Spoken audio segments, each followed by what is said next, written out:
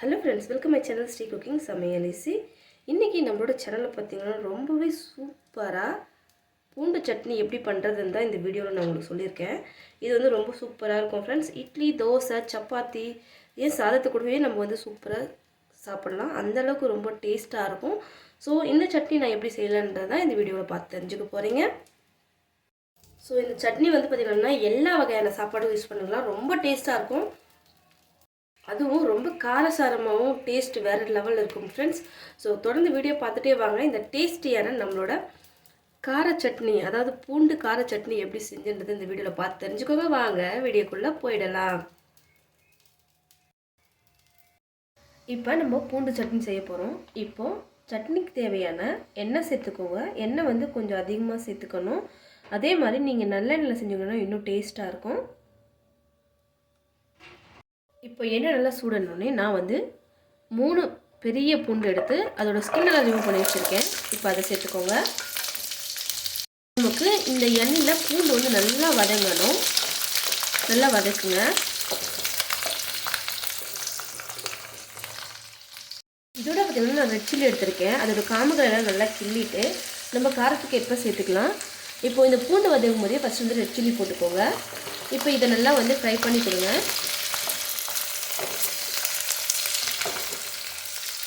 நல்லா ஃப்ரை பண்ணணும். அதே மாதிரி இந்த மிளகாய் வந்து எண்ணெயில் நல்லா கருகாத மாதிரி பார்த்துக்கணும். கொஞ்சம் மிளகாய் கலர் மாறினோடனே அதோட இப்போ நான் 2 பெரிய வெங்காயம் தான் எடுத்திருக்கேன். நீங்கள் சின்ன வெங்காயமும் சேர்த்து செய்யலாம். நான் வந்து இன்றைக்கி பெரிய வெங்காயம் சேர்த்து செய்ய போகிறேன். அதை வந்து கொஞ்சம் பெருசாக கட் பண்ணி சேர்த்துருக்கேன். இது வந்து நம்மளோட அந்த மிளகா வந்து லைட்டாக வந்து கலர் மாறும் இல்லையா, அந்த ஸ்டேஜில் போட்டோன்னா நம்மளுக்கு வந்து மிளகா வந்து கருகாது. ஸோ இப்போ வந்து இதை நல்லா வந்து ஃப்ரை பண்ணிக்கோங்க. இப்போ இது எல்லாமே நல்லா வதங்கட்டும்.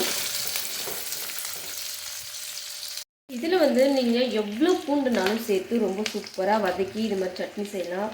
நீங்கள் பூண்டு எவ்வளோக்கு எவ்வளோ அதிகமாக சேர்க்குறீங்களோ அவ்வளோக்கு அவ்வளோ இந்த சட்னி வந்து ரொம்பவே சூப்பராக இருக்கும். நான் வந்து இதில் வந்து வெங்காயம் மிளகாயை விட வந்து பார்த்திங்கன்னா பூண்டு அதிகமாக தான் சேர்த்துருக்கேன். இப்போ எல்லாமே ஓரளவுக்கு வதங்கி வருது. இன்னும் கொஞ்சம் கோல்டன் கலரில் மாறுறதுக்கு நல்லா ஃப்ரை பண்ணிக்கோங்க. அப்போ தான் நமக்கு அந்த பூண்டோட பச்சை ஸ்மெல் வராது. நல்லா வந்து இதை ஃப்ரை பண்ணிக்கோங்க.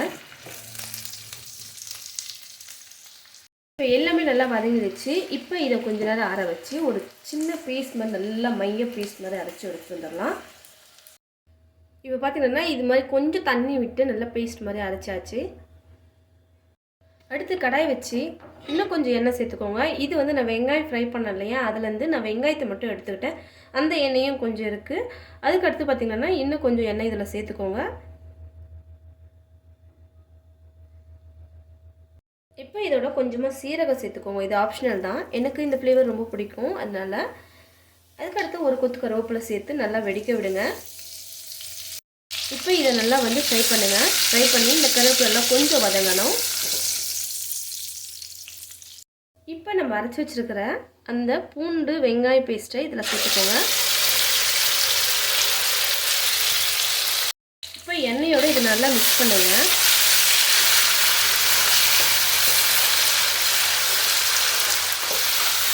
நல்லா வந்து இந்த எண்ணெயில் வந்து இது வதங்கணும்.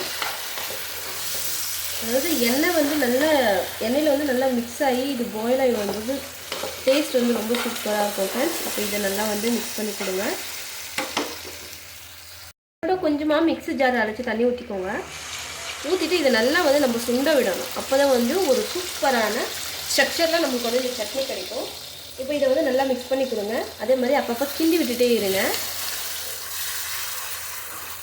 இப்போ நம்ம இன்னும் உப்பு சால்ட்டு இதெல்லாம் உப்பு சால்ட் ரெண்டும் ஒன்று தான்.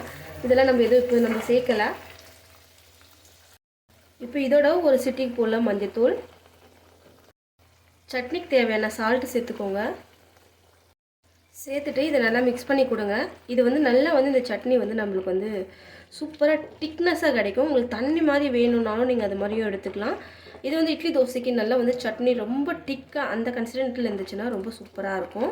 இப்போ இதை நல்லா நம்ம கொதிக்க விடலாம் அப்பப்போ. இப்போ பார்த்திங்கன்னா சட்னி வந்து பார்த்திங்கன்னா நல்லா வந்து சுண்டி நம்மளோட எண்ணெய்லாம் தனியாக பிரிஞ்சு வருது. இந்த ஸ்டேஜில் எனக்கு போதும். நான் வந்து இது வந்து தோசையோடு சாப்பிட போகிறேன்.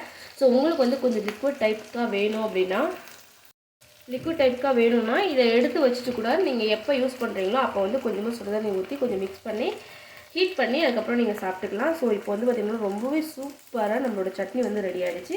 ஸோ இதை வந்து ஒரு பவுலுக்கு மாற்றிக்கலாம். அவ்வளோ ஃப்ரெண்ட்ஸ், ரொம்ப சிம்பிளாக சூப்பராக டேஸ்டியாக நம்ம வந்து பூண்டு கார சட்னி எப்படி செஞ்சோன்றதை பார்த்து தெரிஞ்சுக்கிட்டீங்க. ஸோ இந்த வீடியோ உங்களுக்கு பிடிச்சிருக்கும் நம்பராக பிடிச்சிருந்தா என்னோட சேனலை சப்ஸ்கிரைப் பண்ணிக்கோங்க. நெக்ஸ்ட் ஒரு இன்ட்ரெஸ்டிங்கான வீடியோட உங்களை வந்து மீட் பண்ணுறேன். டேக் கேர், பாய், தேங்க்யூ.